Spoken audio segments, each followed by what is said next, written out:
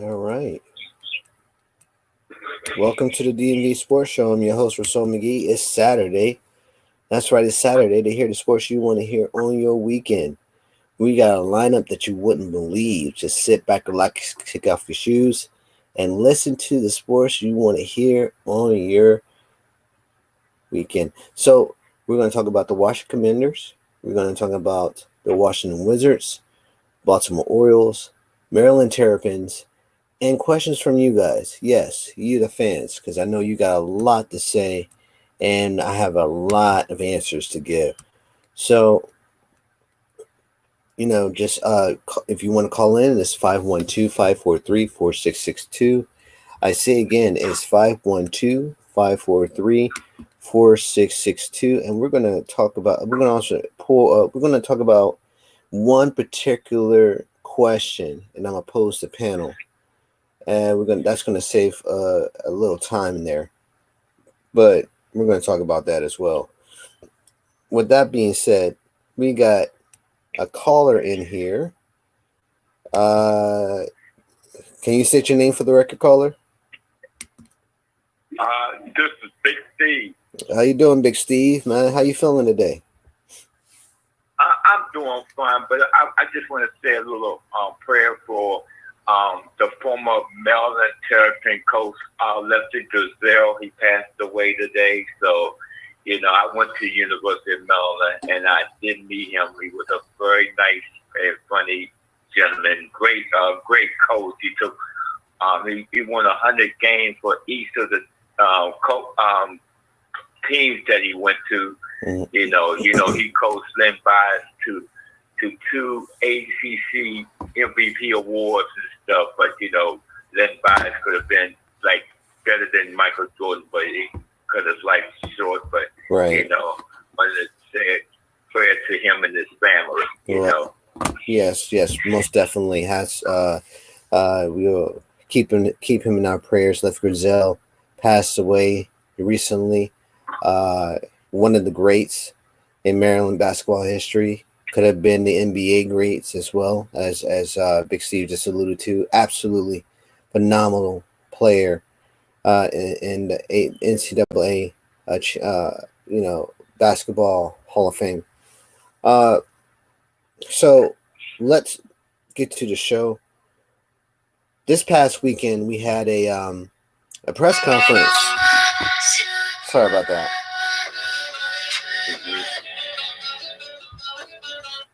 So we had a pass conference from Dan Quinn, John WHITT, Cliff Kingston, and each of them said the same thing. Well, Dan Quinn said he really wanted this job. He really wanted this job to prove that, And my thing about that was, he said all the right things. He wants a second chance to redeem himself what happens in Dallas and Atlanta. And he said it's going to be different. They're not going to bring the same type of scheme they had in those previous two coaching organizations. Now, John WHITT really iterated, saying that he really wanted this job. He loved this job.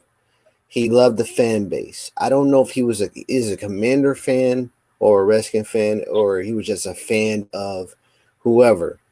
But he seemed credible to me in his statement. And then he also said that 4-3-3-4, you're going to use the same scheme, and they use the same time. They use the same technique. And he started to persuade me a little bit more, but he said that when they took the Dallas job, they had a different vision of the defense. The defense didn't perform as high as level because they didn't have enough talent to do so. So that gives me even greater hope that he's walking into a better talented pool with the two up front, and he's from Alabama as well. So it actually fits into the narrative of where, you know, we're going. And he was from Green Bay, so that each, you know, that gives me more confidence there, right? So after hearing that in this press conference, and then I go to Keith. Keith actually said, and I quote, that he actually wants to evaluate the player personnel on our team. Now, don't get me wrong. That's any coach. Any coach comes in there and their staff, they want to evaluate what we have. So my question to you, Steve, what does this mean? Does this mean that we're turning the page? Or this is the same thing that Ron Rivera and Jack Del Rio and the other coaches gave us the song and dance? Okay, what I say is that you know, McCarthy in Dallas, he wanted to run the defense his way, and you know, Quinn and his assistant, they wanted to run a different way, a different pattern. They wanted to run a 3-4 because they had better linebackers, you know, than the linemen. And McCarthy changed it back to a 4-3. Now, I think we're going to run, I'm going to tell you why we're going to run a 3-4. Because now we don't have the end. We already have one good linebacker, which is on our what you call him, on the staff. Which we got him from Dallas. I think we're gonna get a couple of Dallas free agents. They already talking about Byrne, and they talking about the other guy, which we're gonna get through free agency because everybody say he's coming to the Commanders. As far as and remember, Ken Norton Jr. is our new linebacker coach, and his assistant is our former linebacker. I forgot his name. The white guy. They played with us for 10 years. He's going to be his assistant. So we're going to be a 3-4 defense because you know he's going to have linebackers that's going to be covering the tight end. I don't know. It's kind of. I think we're gonna go 3-4. I kind of think we're gonna use some 3-4 techniques. I don't think we're gonna go 2-3-4. I think what they're gonna do is they're gonna implement some sort of scheme where we use a 3-4 type of scheme. I think it's probably gonna be like a 36. They're probably gonna use quarters. They're probably gonna use some you know, 2-man under. You know, they're probably going to use some sort of blitzing scheme in the 3-4, but they're not going to use, but we're primarily going to stop. We're going to primarily be a 4-3 team. We're just not going to use it a lot. So there's going to be a balance between the two. So I'm not saying you're wrong. I'm saying that they're going to use, what John was alluding to was, and from what I heard from him, and you can characterize me if I'm wrong, he said, and I quote, that, you know, basically in a 4-3 scheme, they both use the same technique, same type of scheme. We're going to try to use more of that same philosophy moving forward, which means that they're going to have a balance where they take some in the playbook of a 3-4 and use half of it where they can take advantage of a blitzing scheme. Now, that's what Green Bay did. Green Bay was the type of team that balanced, you know, 3-4 and 4-3, which is pretty decent. I have no problems with that because it gives you leverage on the opponent. Green Bay was known to terrorize teams based off their 3-4 defense. Now, here's the problem with Green Bay. Green Bay had horrible secondary. Right? They had a horrible, they had a great up front, they had a great linebacker core, but a horrible safety and strong safety and corners. Now, we don't have that. We got Emmanuel Forbes, we got Kendall Fuller, we also have Benjamin St. Jude, we have Derek Foster. St. Jude will be gone. Well, okay, we're gonna have Cam Curl. Because of the girl dying in the car accident. Okay, well, he's gonna be gone. Then we got another one, Cam Curl. So Cam Curl is gonna, go right back to being the strong safety, right? Yeah. We're gonna play. Yeah. We're gonna play some sort of Tampa 2 defense. So it's kind of great, allowing us to be that type of way. We just got another caller. Everybody knows her. Everybody's favorite. She's a fan favorite. This is none other than Coach. How you doing, Coach? Hey, how you doing? I'm good. I'm good. Hey, so we were just talking about the press conference with Dan Quinn and John Witt, Keith Kingston, and their answers to the reporter's question. And we stopped at, we're now on John Witt. We just answered Dan Quinn's being, he wanted this job. John Witt actually said the same thing. He said the same thing. He said that he loved this organization. He wanted this job really badly. And I want to get your take on it. He says something about, the 4-3 and 3-4 being some sort of balanced. Do you agree with that assessment? Do you think this organization is ready for a balanced 4-3-3-4 scheme that over the years the 3-4 was not a good forte? Well, let me say this. Over the years we were okay in the 3-4, but a lot of other teams were more experienced in the 3-4. But now that we were in 4-3, we didn't do so well. But we did have the number one defense at one time, but now we are last again. What do you think, Coach? What do you think about the scheme that John Witt is coming up with? Well, when they took away, I thought our team was good before they took Chase and Sweat away. I felt like just by seeing, we knew what they could do. Right. And I was like, when everything started turning upside down, it was just, we're going back.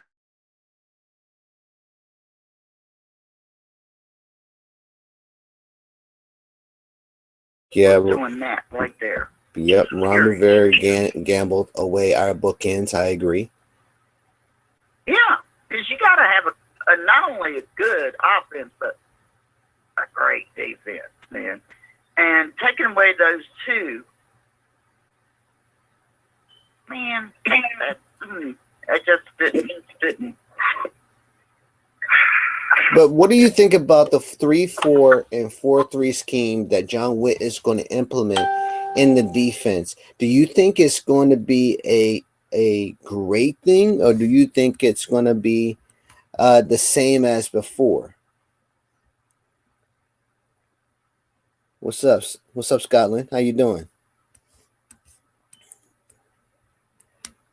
What do you think? What do you think, Coach?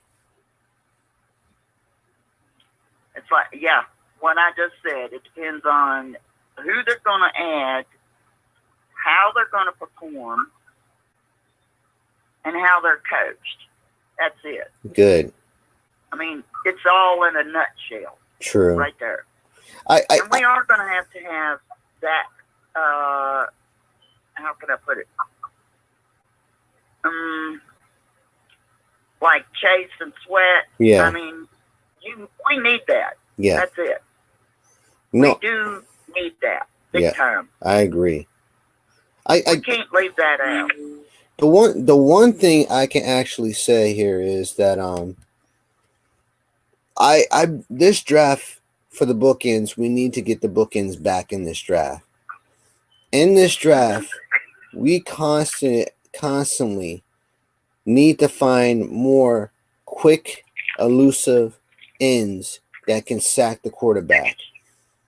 And the one that sticks out more is the UCLA bookend DE, right? I think his name Luta is a Lafa. I might saying this. I hate saying the wrong names, but it begins with the L, and he's from UCLA, and he's very quick, very agile. The other one is from Penn State. His name is Chop Robinson. Now, Chop Robinson, I don't consider him to be a great bookend.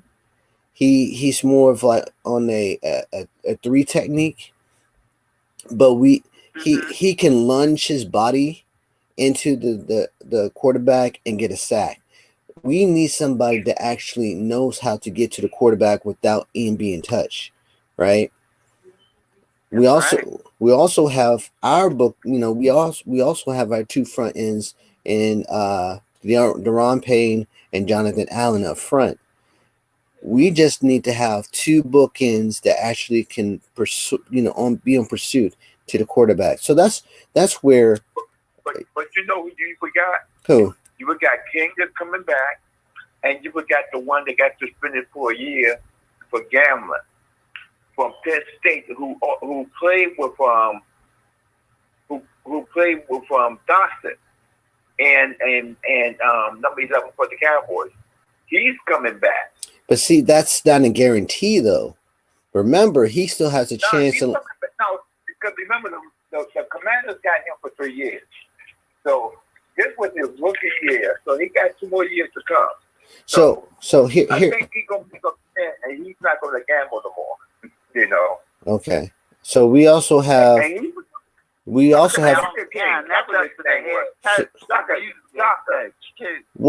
here's the thing. I forgot. We also forgot Fedarius Mathis. So Fedarius Mathis said he's going to show us what he can do. Okay, so I get what you're saying. So we have. That's good. I know. That's what I was about to say. Now we have a plethora of players who are capable of generating a sack or not. My thing is we still need bookends that actually get to the quarterback. If we do that, this defense is top 5 again, right? But we got to get really talented players. We got to get really talented players, and that's where my next question comes in. We have another caller by Miriam Alvarez, but right now she's occupied. But if you look at where we are at number 2, my question is, we just got another caller.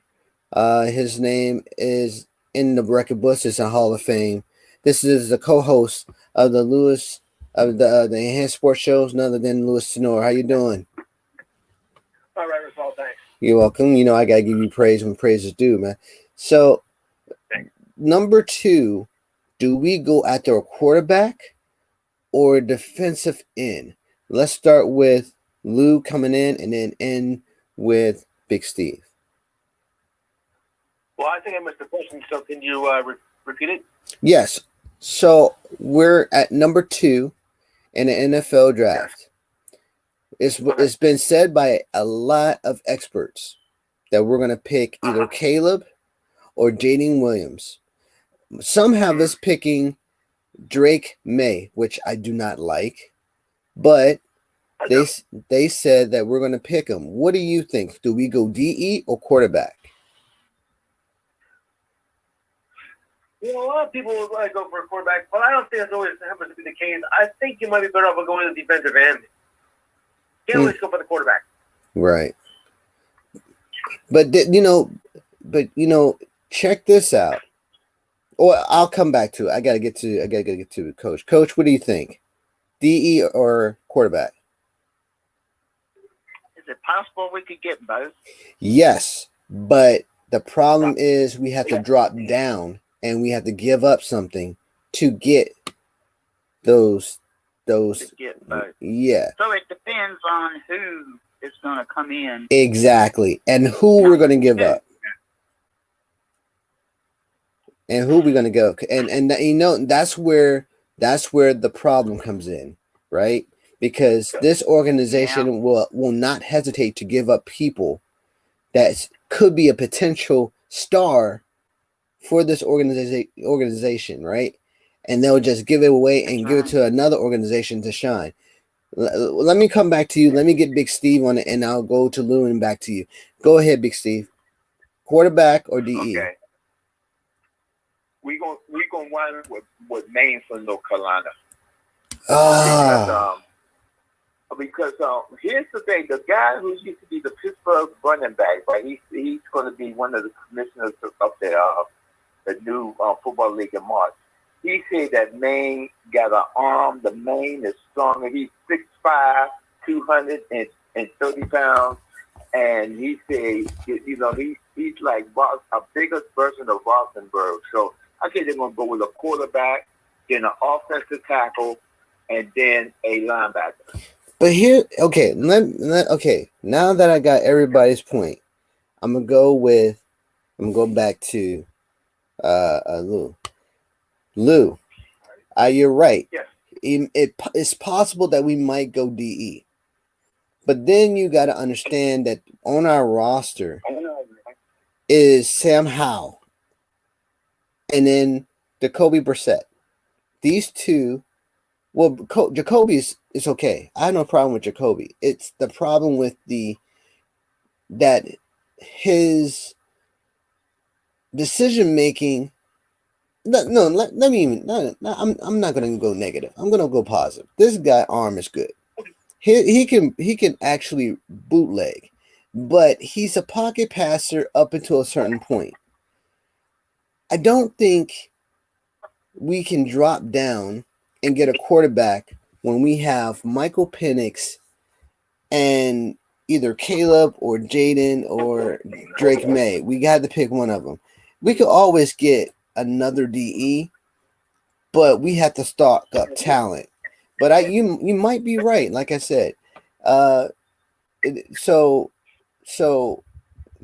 Coach, we can drop, but the problem is who we're going to give up. Now, I just recently saw an article that Antonio Gibson is going to be a $2 million cap hit. And I'm like, okay, so get him $2 million. We need to keep Gibson. We need to. Yes, exactly. And then that's the deal breaker right there. Better. And that's what I'm saying. We can't lose any more talent. Yes. That we have. Yes. That's it. And that's my point. And then you look at the roster that we have. These stars that are on the roster actually have some really good assets that we can use, talent-wise, great hands, great speed, agility, catch after the run, moving the chains. These type of people that we have on our organization, on our team, could be viable down the run. We just got to manage better. Big Steve. Drake May.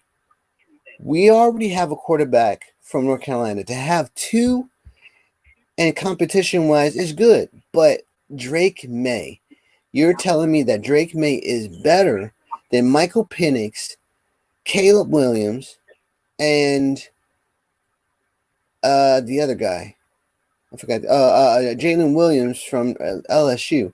Now, keep in mind, I said on the show that LSU quarterbacks haven't really done well in the NFL in years. The only ones that I can really say that did well was we used to had name is London. He was a CB. He came out of LSU. I forgot his first name, but he was good for us. But the guy that comes to mind when you hear Drake May is Dante Culpepper, Minnesota Viking. He's that same 230-pound quarterback that threw to Randy Moss tons of time, that beat Dallas in Dallas. So I don't see him, in my opinion, being drafted to the Commanders. Now, I could be wrong, but I don't see it because you have here's the thing. Here's why, right? Let's say that the Bears pick Caleb from USC, right? We're at number 2. We have Michael Penix, we have Jayden Williams, and we have Drake May on our, and not only that, other players in front of us, and on their board, they have everybody that we just listed. You telling me they're going to pick Drake May? Okay. The only reason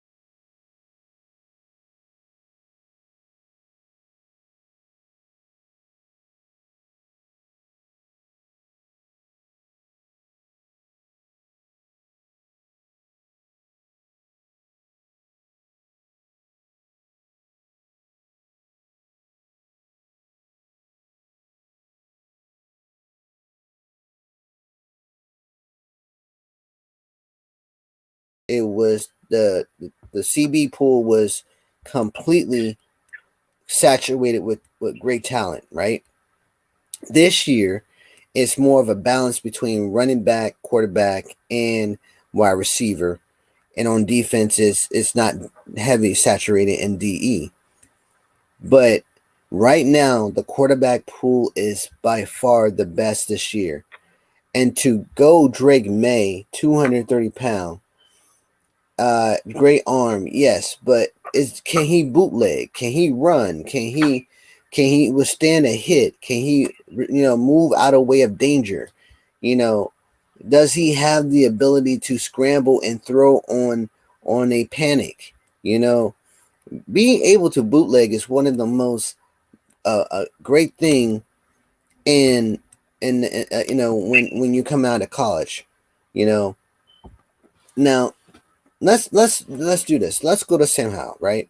Sam Howell was able to run as well as pass, but he had to pick where he. Luckily, his division, he was able to manipulate the defense to allow him to run for a first down or a touchdown. What's great about this is that he ran in the red zone versus sometimes running in the middle of the field. And when he did that, he got punished for it. He didn't learn his lesson. He had to be constantly taught that don't run on this down. He did it again, got punished again. But luckily he could take a hit. What he did not learn is throwing it into double coverage. He kept doing it and got penalized for it, and we all know the result is that. Michael Penix can throw 60 yards plus with his left hand and scramble and run and understand his football IQ is above anything I can imagine.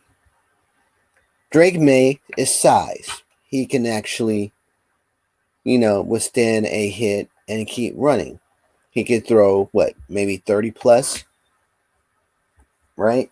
So yeah, you're looking at tangibles that are average on his side. Now, I could pull up his stat. Matter of fact, let me pull up Drake May's stats. just like Caleb and just like Jayden, you know, I always do this.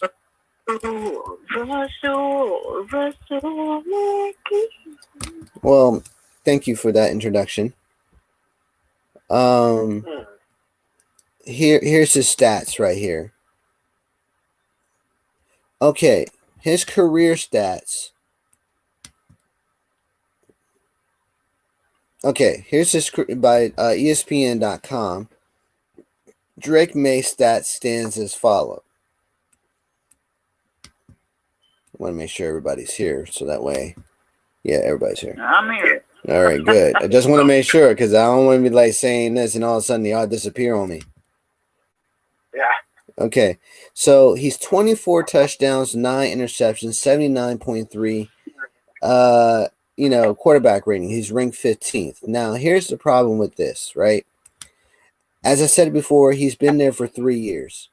He attempted 425 passes, only completed 269. His completion percentage is 63 with 3,608. 24 touchdowns. His best performance was in 22 when he scored 38 touchdowns, right? So overall, he has a 79. But my problem is that this is only 3 years, right? Right. So this tells me that he had a great year in his division, but only amassed 38 touchdowns. So he recently got the nod to be the starter in 2021, right? So my thing is the Bears are definitely going Caleb. They're either going Caleb or Jayden. If they're going Jayden, then he's going to definitely be the quarterback in the Bears. Now, as you look at us, number 2, are we Penix, Drake, or Jayden? I'm looking at the schedule, right? He lost to North Carolina State, Clemson, and Georgia Tech, right? And he won against Duke in overtime and scored 59 points. What is that called? Campbell. So Campbell Fighting Camels. I don't know what Fighting Camels mean, but they scored 59 points against that. That's by far the only team they scored over 50 points. And against Duke, they actually scored 47 in second overtime. Now, what does that ultimately mean? That means that they had a better scheme against this. Now his quarterback rating was 85 against Duke. Yeah. Right? But he lost to the most important team that he had to beat was a ranked team. Right? So he lost to a ranked team, North Carolina State, 39-20. He completed 57.9% of his passes. Only scored 2 touchdowns and 2 interceptions and 1 sack. So this tells me a lot. He's built for a regular season, but he's not built for a type of meaningful game. You know, and this is my characterization. Yeah, he's got to be up for, big tough team. Yes, and this is, I guess, Duke was in his division, and they played them very well. You know, the Fighting Campbells, they were out of division, and they took it to them, right? Georgia Tech, huh? Duke was good. Yeah, Duke is good. Georgia Tech is good. But my point is that when there's a meaningful game, he didn't show his talent. When they were playing somebody that they knew for years, and they know how they play, he took it to them, right? So that's my point. When there's a game that needs to be played and it's meaningful, he doesn't shine through. But when he knows that this team is no match for him, they take it to him. They take it to him. So let's move on to. Well, that's the reason they are supposed to study. That's the problem with the staff. It's the staff. It's definitely staff, because the staff is supposed to prepare them for the task at hand. So day and night. Mm-hmm. So that's where we are right now. So moving forward to my next question, right? And then we're gonna go to the next topic. My next question is, if we do go DE, who are we gonna get? So let's start with Big Steve and end with Lou.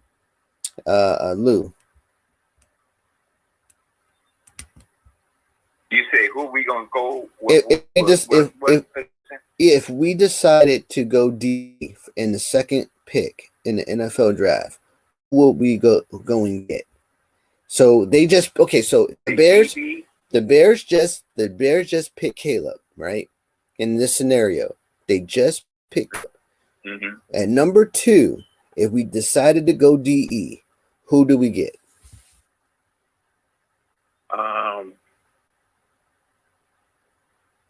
You know what? There's a guy in USC, Hawaiian. I mean, he's not a D. He's a linebacker, but he can play E. He just like Austin in Dallas. I would love to get him. I think he's number 44 for USC. You know, no. He is UCLA. I know who you're talking about. UCLA. No, not UCLA. USC. I know what you're talking about. Oh, so there's another guy. No, yeah. He's number 44. Remember, he sacked the quarterback. The ball popped in the air. He grabbed it and ran for a touchdown. Against UCLA, he's really good. He's been on my radar, you know. Well, I know what you're talking about now. I know you're talking about now. You're right. So, guy from USC, the guy from USC, and the guy from Penn State are all the 3, which I understand because they play the same way, right? So I don't know why they're in the top 3, but I like all 3, and I don't think we can get all 3, but out of the 3, I don't like Chop Robinson. I really don't, because he lunges his force onto a quarterback, which is, that could be a technical foul. That could be roughing the passer, right? So he doesn't do the natural stance of 3 fingers in the ground. He just lunges, takes out a quarterback. Now, if we were living a different time of old football standard rules, I would love this guy. I would like, put him on our team. But this is problematic. You can't do that in a meaningful game, and you get 15 yards, and we lose the game. I don't like that. I don't like that. What you think? What you think, Coach? What about the one with K? You mean Chop Robinson? No. I'm sorry. I'm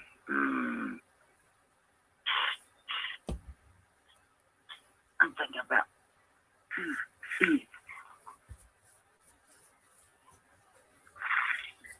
comparing them. That's all right, dude. Hey, listen, this is what we do.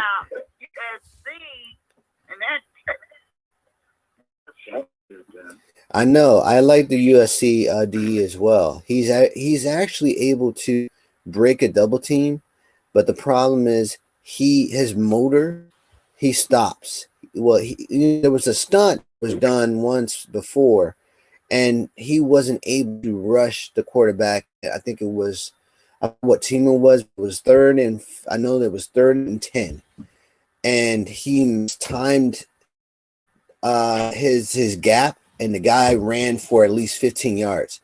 He could have got him for a loss, but missed him by an inch. And I'm like, wow, that guy, how can he stop?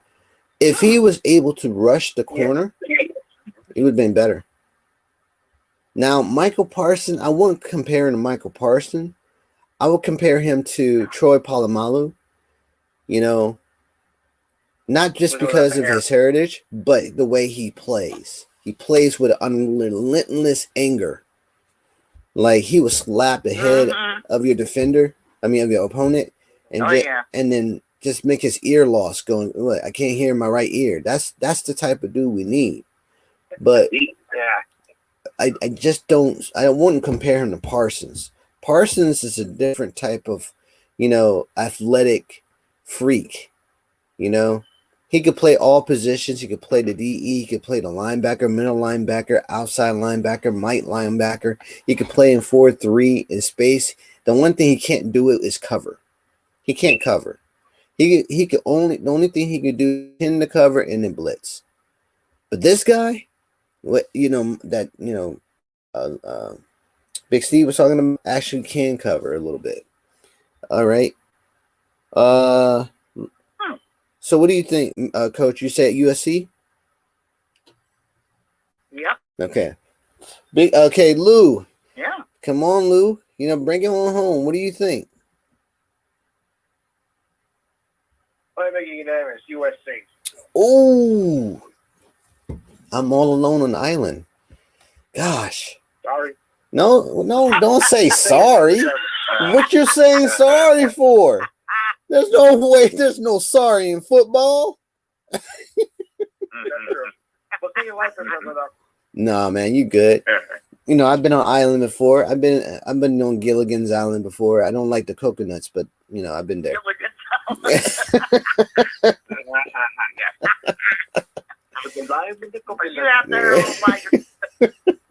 But you have to understand that those type. See, this is why I think the DE pool is not saturated like it was a year ago when we had Montez Sweat and Chase Young. We actually wanted more players on the coming into the team, but those players. Breville, yeah. I gotta ask a question. What's up? Okay. I don't know if this is true, but there's a rumor that our old quarterback is going to the Steelers. Now, which one is that? From the Falcons. What, Taylor Heineke? Heineke. He's going to where? To the Steelers. I don't know. That would be, oh man, that would be something. You know what? I'd be jumping on him in a heartbeat if I was that coach. This is the rumor I heard that the Chicago Bears quarterback is going to the Steelers. That's what I heard too, Jim Fields, because they really like Jim Fields. They really like Jim Fields, and when and the problem I have with that is he's going to do the same thing that he did to the Bears. And look what happened with Michael Trubisky. When Michael Trubisky was with the Falcons, right? They saw, I don't know what they saw in him, but they wanted Michael Trubisky. I'm like, why would you want Trubisky? Because he was with the Bears too. And I'm like, why would you want him? And then guess what? When they got him, guess what? He did the same thing he did with the Bears, same thing what he did with the Falcons. Nothing. Yeah. What was that? Yeah, that was Marilyn. She just woke up.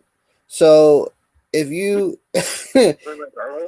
she's doing something. I don't know. I think she had too much of that Campbell soup. But anyway, listen, the thing but you look at what Michael Trubisky. No, we won't want none of that. So if you look at what Michael Trubisky has done over the years for other teams, it hasn't been a good thing. He just can't. This is why I don't like UNC quarterbacks, because Michael Trubisky was a UNC quarterback, did nothing. Look what happened to Sam Cowell. This last year, UNC was not that good. Exactly my point. Why would you bring more of UNC quarterbacks Yeah, that's what I'm saying. That's if you look at the overall UNC quarterbacks, they did good in college, but when they come over to the pros, they don't excel at a higher rate. You know, the only higher rate is Michigan quarterbacks, aka Tom Brady. And other, yeah, I mean the only, okay, so here's my, yeah, you get one out of good. yeah. So here's my thing. Here's my analysis. UNC, LSU, right? NC State, right? The only NC State that went to the Super Bowl is what's his name? Nate Sunfield. And he was a Redskin before he became an Eagle. Colorado. Colorado was Carson Wentz, but he fell off the 2 years after that. And then you have what is it? What's Ben Roethlisberger? When did Ben Roethlisberger? Well, Ben Roethlisberger, another quarterback. North Dakota State. North Dakota State. Yep. So North Dakota State is primarily the number one because you get the solid principles, you get the arm strength, you get the bootleg. You know, Ben Roethlisberger was the only product of, North Dakota. Now Trey Lance, and Jordan Love, these are principles that are instilled in these individuals.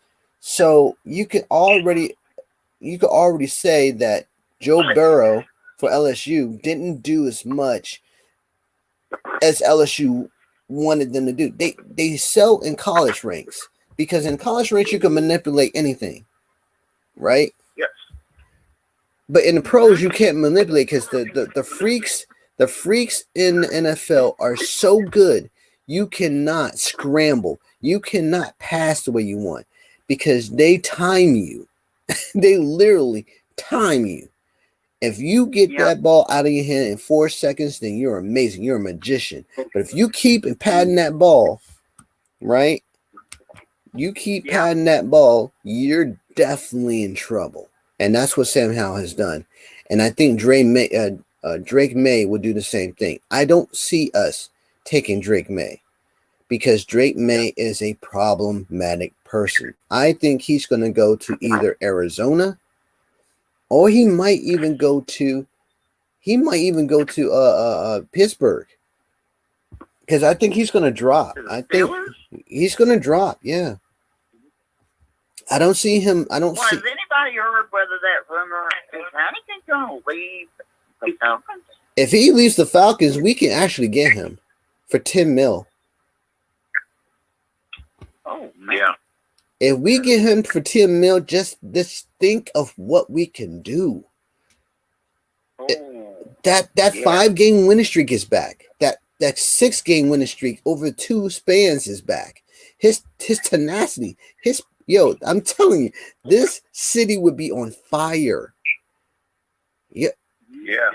Come on. They got the money to give him too. That would be. Give him $30 million 2 years. I don't know about 30 mil because that thing is going to hit the cap. I say about 20. What? 21. We got the most money in the NFL. We got $90 million, right? And then we're going to cut a couple players more when the season starts.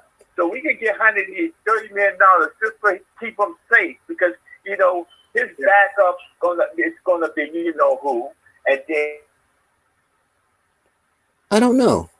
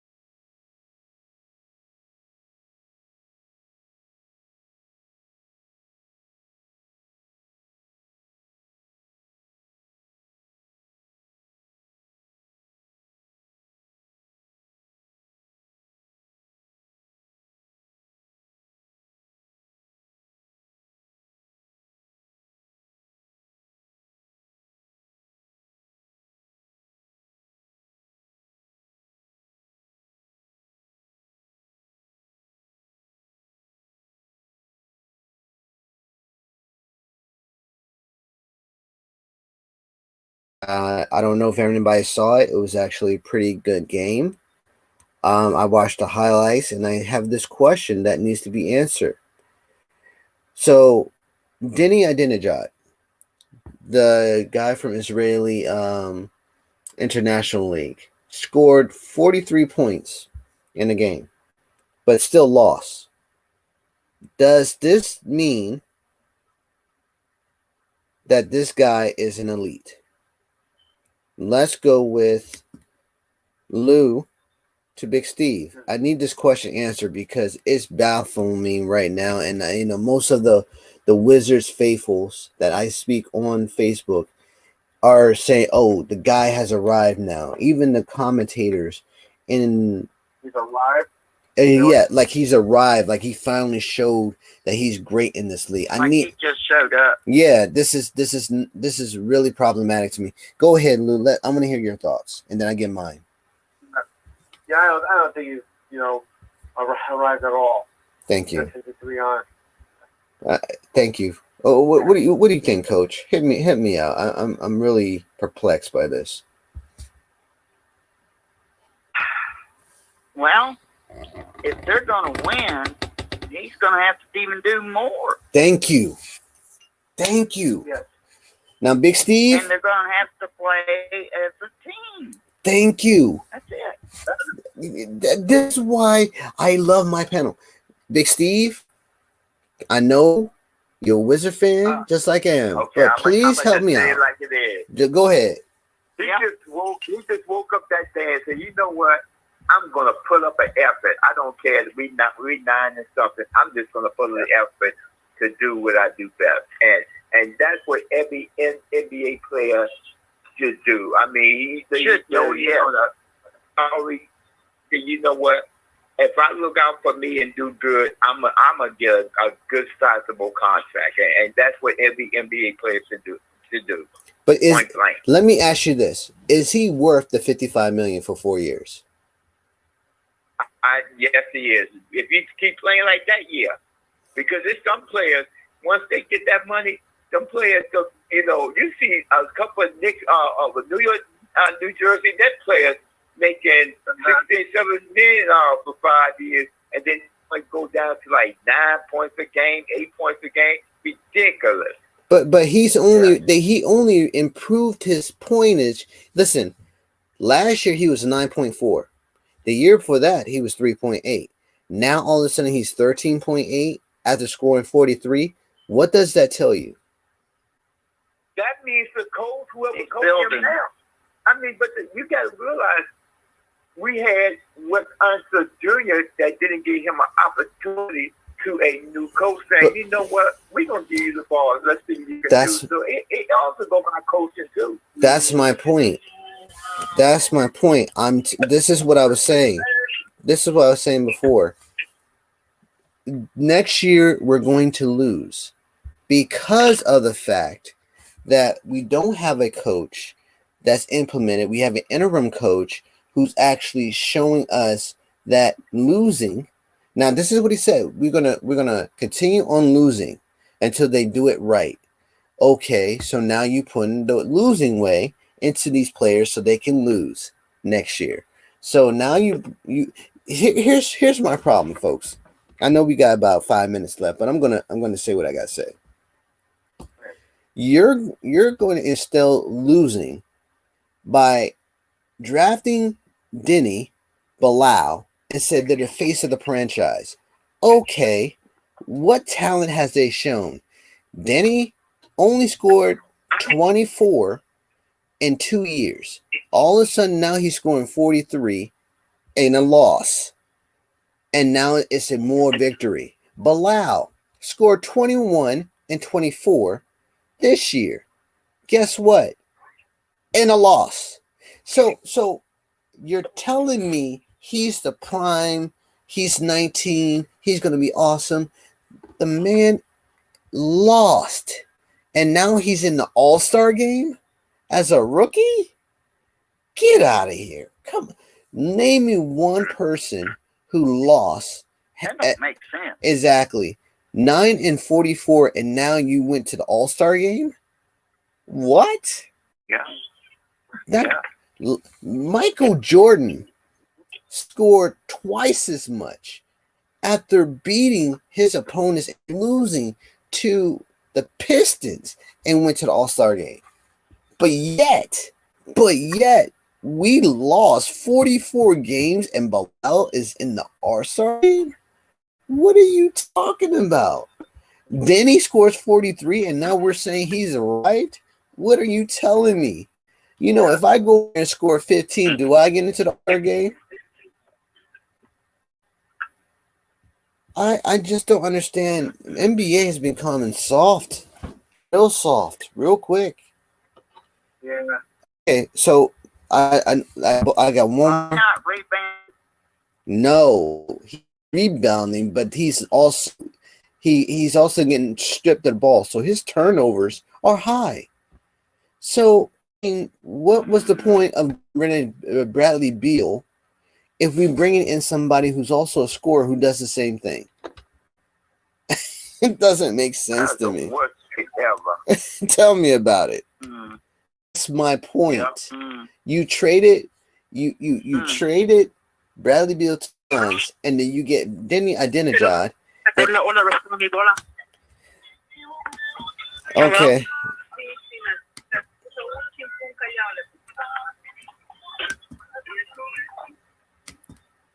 Yeah, so that's my problem. Okay, we got about 2 minutes, so I'm gonna Baltimore Orioles take on the Boston Red Sox the 24th of February to start the spring training preseason in Saratoga, Florida.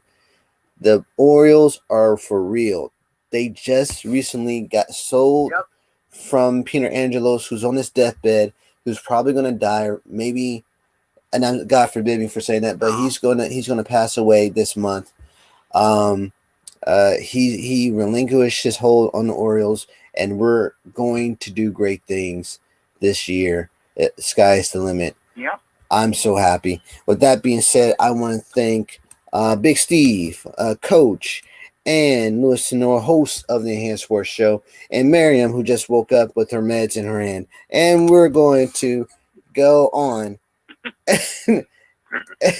and I want to make sure that we're going to do this next Saturday. We're going to also talk about the draft and also the NBA and the All-Star game. And yes, we know. Just try to drink some water after that. All right. So be safe. Have a great weekend. And you're human first, everything second. Go chase your dreams because you're conquerors by definition. So God bless you, y'all. Be safe and have a great weekend. God all right. Bless. All right. Be safe, everybody.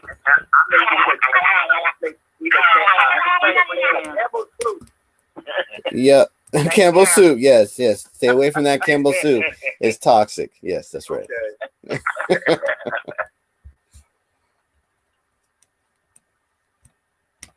And thanks to you for staying here and entertaining us and watching us and also commenting. Make sure you come back in 512-543-4662. Make sure you join in and represent who you represent, and then state your name and the state that you coming in. All right. Be safe. Have a great weekend. Peace.